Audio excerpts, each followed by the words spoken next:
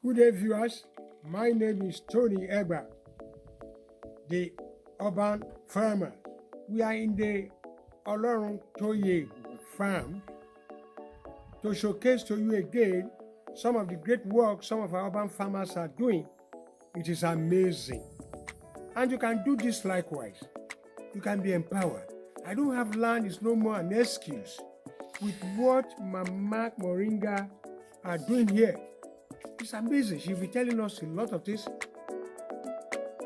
My name is Chief Mrs. Grace Ajenidu Oluwatoye, aka Mama Moringa, and GOG, Grace of God. I'm a rural girl. I was born in the rural areas of Ondo State in those some 7 decades ago. Interesting. And then I grew up at Loko Ijesha in Osun State, where my parents came from. And then I ended up being a trained midwife, registered nurse, public health practitioner, and an administrator. Over the years, because of living in the rural communities, I have a lot of reflections of the days when we lived in the village, and the village life where we ate fresh things and then also preserve. My parents were teachers, and my father was very particular about keeping stuff that can make us look healthy. In those days, we process our own rice, our plantain flour, our garri, our pepper. We raised animal husbandry for household consumption in our home, and I was in charge as the first child. I was in charge of all this inventory. We ask us when is the time to store pepper, when is the time to harvest the melon, and keep them against dry season. And I think from those upbringing, going to the farm, farming, nurturing the yams and harvesting them and stacking them away so that when it is the time of farming, we still have things to fall back on: cocoyam, potato, everything we grew in our compound. I lived in a house with another 2 plots of land that we were farming on in those days, and we could always just go to the backyard and make quick soup. Thank you very much. My motivation stems from my training as a public health practitioner and nutritionist, and fueled by the support of my husband.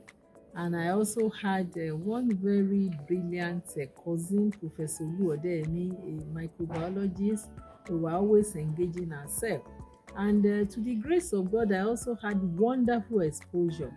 Along my career path, I was in charge of a community-based distribution project for maternal child health services, and I ended up being the national coordinator of a women development project funded by the United Nations Population Fund in the 90s in Ondo State, the old Ondo, now Ekiti and Ondo State. I worked to coordinate some 65 women-led projects to bring income to the women, teach the women about literacy, adult literacy, and for them to access health, especially reproductive health services. And in the course of that, I had a wide opportunity to travel on the UN. In those days, we were working on the International Conference on Population and Development. I was part of the prep coms that shuttled between the US, South America, Brazil, all over the places until we ended up with the Rio 92 conference. And at that conference, I was exposed to people from all over the world. They showcase solar cooking. They showcase all these agricultural practices, women and environment and development organization, WIDO. I was part of that, and I also linked with Chief Mrs. Ogunleye of blessed memory in Ondo State, who was also mobilizing a lot of women, and we worked. So by the time I was in my 40s, I was reflecting on what can I do with my own hands and with all these resources at my exposure. And it was in the process that I first came in touch with moringa through Professor Oluwatoye. And that moringa thing, when he gave me the seed and told me the seed was able to purify water. They were using it for water purification only that time. And so I distributed it with women in my network on the UN project. When I told my oga, a Surinamese Dr. McDonald, I said, let's popularize it. So we introduced it to rural women to purify their water, and we encouraged them to plant. And by the time we now saw that this was good, I happened to go to India on a study tour in Jamkhed to study rural livelihoods. And I went to a moringa farm, and they told us, they said, look, this is money in your hand. That this moringa plant, from its leaves to its roots, is money. And so I bought a lot of seed home, treated seed, and distributed. That time my husband was working at the University of Ibadan International School. So we popularized it, and we started telling you, please plant it at the back of your house, plant it. And invariably, we discovered that we were just using it to cook and whatever. And we went to a conference in Zambia, year 2006, and we presented a paper on fighting the dual epidemics of HIV and AIDS, the role of moringa. And after we left, we took some booklets and stuff. I learned that SIGA research company gave them a lot of funds in East Africa, because that time HIV was ravaging in East Africa. So a friend of mine was in Nigeria, now came back and said, do you know what you came to present at Lusaka has become a big project? What are you doing In about Nigeria? it in Nigeria? So I published a small book, and I said the economic benefits of moringa oleifera plant, yellow tiny book, and distributed it. And if you come to our house, we give you. My husband raised the seedling, we are giving people. Invariably, after the Lusaka Zambia, we said, no, we must begin to do something about it. The vitamin A, we discovered our children were not getting sick. Nobody was getting sick in the house. Malaria was going. So we decided to now give it a shot at commercializing it. This is interesting. After we commercialized it, producing it as tea and powder, a lot of people came interested. Yes, after 10 years of research by my husband, looking at how benefit. And when we give people, they come to tell us wonders that this was doing. So we decided to go the whole log, hug, and got NAFDAC registration. It was the first ever moringa product in this country that was NAFDAC registered. And after some time, I went to the Raw Material Research Development Council. I met the DG then, Professor Oluwatoye. Yes. When he saw, he said, what? Peter Nwale.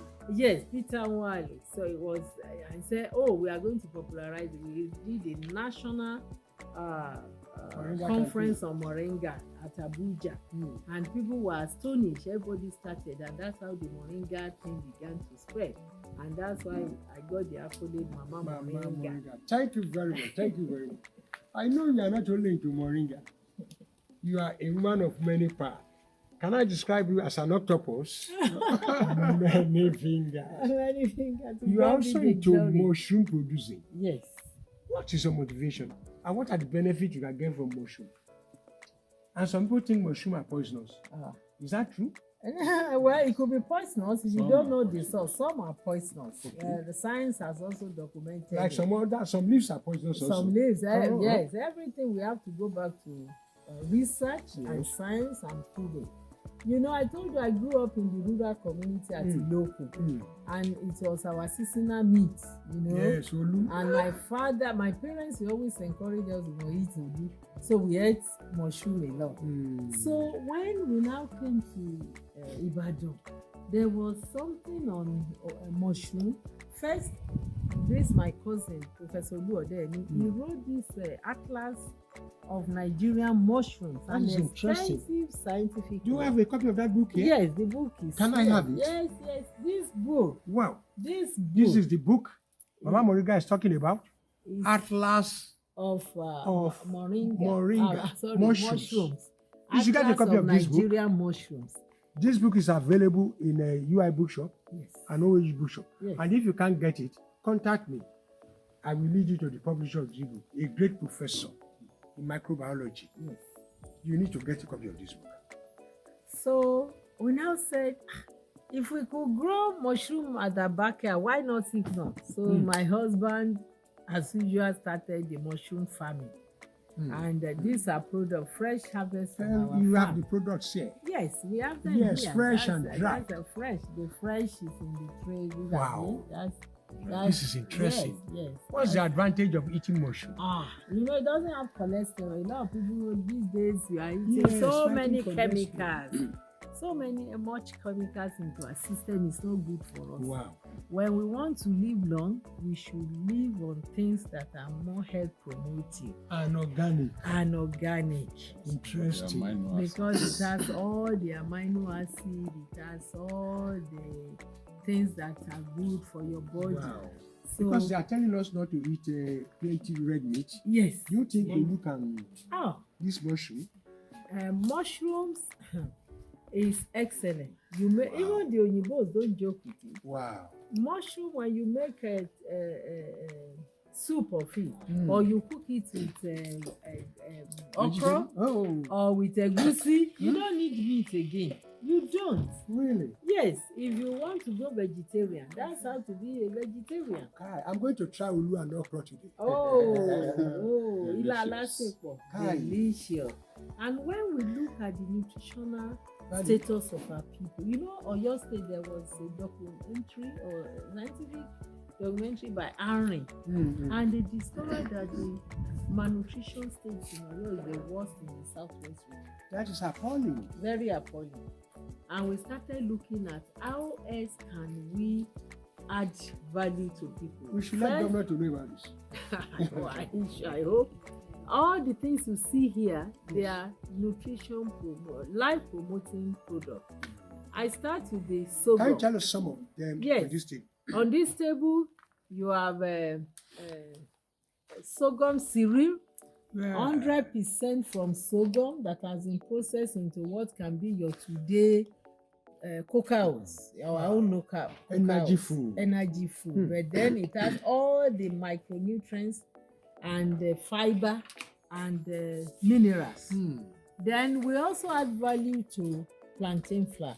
Diabetes has become rampage now. For every 100 people, I think almost about 20 of them have diabetes. It's now endemic in Africa. It's now endemic because a lot of sugar consumption, too much, and food not well processed, overeating, stuff like that. So we have processed the plantain flour, and the way we process we don't dry it on the road. 24 hours after coming from the farm, it is packaged. Interesting. With industrial machine and stuff like that. Interesting. And we have locust bean. This is packaged African locust bean. Wow. Iru? Yes, Iru. Because this one, people like Iru abroad. And the inspiration came when I was at Heathrow Airport one day. And somebody brought fresh Iru from Nigeria. You can imagine the odor. You smell. So I said, okay, my brain tells me when I get back home, I do something to make it there. And then before I return, I bought the packages and started to do. So this, you see, it doesn't smell. Look at that. That's interesting. It is. It's beautiful. Yeah. Well packaged, dried. The moringa tea. I will take this one home. The moringa tea is here. Wow. And that's the moringa tea package. There are 2 grams. In this one. My husband has done 10 years of intensive research on that. Dish. So that it's just 2 grams that you need. A lot of people, our things don't have specifications. So people just say you can take. No. So 2 grams in hot water. water. In hot water, you can add honey, beautiful. You have eaten all micronutrients because all the essential minerals. Can I add stevia too? If you could, yes, why not? If not, because that's like your sugar, natural sugar. Then we now went back to Ogibaba, Guinea Pompey. Our people in diaspora, they like it. Our local. Our local. they don't usually get it. Mm. So we are processing. One woman was going to nurse her baby grandchild in Canada some few weeks ago. She just came and we packed it for her and she froze it and went with it. When she got there, she was saying, "How can you get this to Canadian market?" Wow. We are still thinking about how this is what our government need to do. Aside, even from the local population at home, over 200 million people, to eat quality food, because some of these ones you see on the roadside, the way they are packing, the water with which it was processed, you don't know. But when you package stuff in nice environment, healthy environment, you can't stop. You know how people love fiber, they love swallow. Swallow, yes. Many of our swallow don't contain enough fiber. Yes. This is a sorghum mixed with vitamin A cassava processed by IITA. They have their accreditors who are doing it, because I'm also a beneficiary of GAIN. The GAIN organization supported us, and we are going to popularize it. Unfortunately, people don't appreciate. They are just coming to know it now. But I hope maybe with massive marketing and campaign, they will see.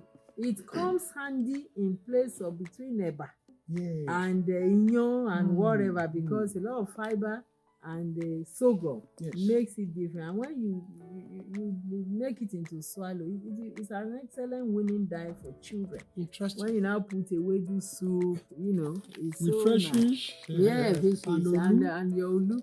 And of course, this is moringa powder. This moringa powder is also NAFDAC registered. Wow. And it has fibers, it has potassium, iron. A little moringa takes you far.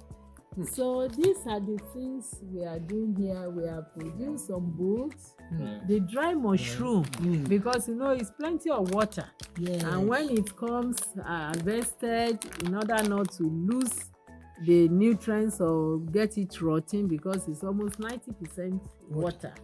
We have dried it up and makes its shelf life increased. And so when you have it, I was stunned. I bought mushroom like this package from China in America, in what's the name of this shop where they sell wholesale. I accompanied my son to go and shop there one day, and I saw it. I said, what? So I bought a pack. It's not even up to the pack is 900. Guess how much? $22. Wow. $22. So when I got back home, I started drying my own too, just natural drying, and it is good. And we made some publication. This is Moringa Atlas. Wow. As part of our project for food security and energy climate change adaptation. We have worked with support from Global Environment Fund to create some work around it. And guess what? From this moringa, the wasted stem, we have been able to generate biofuel. Interesting. Bioethanol. Interesting. That you can use for cooking as alternative renewable energy cooking. And there's so many things. So we are just waiting for whoever is ready to partner with us so that we can scale all this up. Excellent. And of course, an NGO like Builders that powers some of this where we reach young people. Excellent. Is where we do. We have done a documentation, a journey of service. In the last 22 years, we've been doing that, training young people with essential life skills that they need to have. That is wonderful. And transformational leadership skills so that they can become good citizens in the future. Wow. Productive. Wow. They learn all these skills so that they too can scale up. Some of them are now producing soap, oil. Wow. People have stemmed from us and are also doing wonders in different places all over the world. It could be tough unless a very resilient person and somebody who is not too much money conscious. If you are looking into doing all these things for the sake of money to start with, we cannot go this far. We discovered that many of the things we've done is let's experiment. Because unfortunately in this country, research grants are not available. we did all these things mostly until Small Grants Foundation and Raw Material Research Council assisted us when they heard about what we are doing, and they were able to support us to be able to take it longer. And the challenge of marketing, that's another thing. Government is not coming up with the right policies to safeguard local products. You know, God bless the memory of Dora Akunyili when he was saying, proudly Nigeria, proudly Nigeria. You know, where policies are favorable, then this can go. Can you imagine if most imported stuff that you don't even know, it took us a challenge to go to the NAFDA DG one day and say, ma, why are all these other things on Nigerian shelf and yet they are harassing us? Your staff are harassing us. The local producers, they are not encouraging us to be able to come to the public space with all our inherited information. Indigenous information are wasting away. Our people also know. So that's a critical challenge. There is no funding for research, and when this funding is available, they tell you it's for building structures in the university. The other essence of teaching our young people how to be self-employed is very germane, and that's what God is putting together for us now as a crowning of the collaboration between Life Builders and Visa Multiventures Limited Company, where we produce all this. We are setting up an innovation incubation center in the youth village at Alore, kilometer 15, Ijaye, Isenyi Road, where we are going to be exposing young people to come and see right on the ground by themselves and see how they can make something from a 4x4 square meter space. Yes, grow. If it's vegetable you want to be growing out, can you imagine if somebody is nurturing a 2 4x4 go-to cola plant? Do you know what the moringa you can bring out in 1 year on that? Do you know how much aubergine you can grow? Do you know how much mushroom you can raise from a 10 by 12 room space? So I think that challenge that is affecting us, that is not making the industry grow in leaps and bounds, is part of what government needs to do to help its people, and let us help more people. And let us all look inward. Cherish what we have in our country. Not everything imported. Those doing it over there are doing it from the ground. We have land, we have good climate, we have people. Why are we not synergizing our efforts and endowment to move higher? You don't give up. That time of wanting to give up is your breakthrough line. The next turn point is just going to hit it, because somebody is just going to come and blow you out and people will begin to know you. And I think it's more important. I believe so much in the power of the word. The Bible that I believe in says, whatsoever you lay your hands upon must prosper. And that is the word I use every time. God says, whatsoever I lay my hands upon must prosper. So mushroom, prosper. Sorghum, prosper. Iru, prosper. Moringa, prosper. Go to prosper. So if you can go with that attitude, the can-do attitude, and it will be well, all will be well attitude, we are going to have a greater country. We are going to have better lives for everybody. This is interesting. Oh, this is a great information for you viewers. I hope you are going to take advantage of this. And there is training also going on here weekly. I hope you'll be part of this training so that I can learn how to produce some of this product. I don't have land, it's not an excuse. I don't have work. I don't have the actual sense of it that you don't want to work. Work is available. You are just looking for money. Work is available. Employment is available. Do you know this small farm can employ 50 men, women working, young and old, and they'll be engaged and they'll be productive and producing some income. You don't have to depend on what government will give. I don't have work. You have work. Watch out for the next series. We'll be bringing another great urban farmer to show you and teach you what you can do.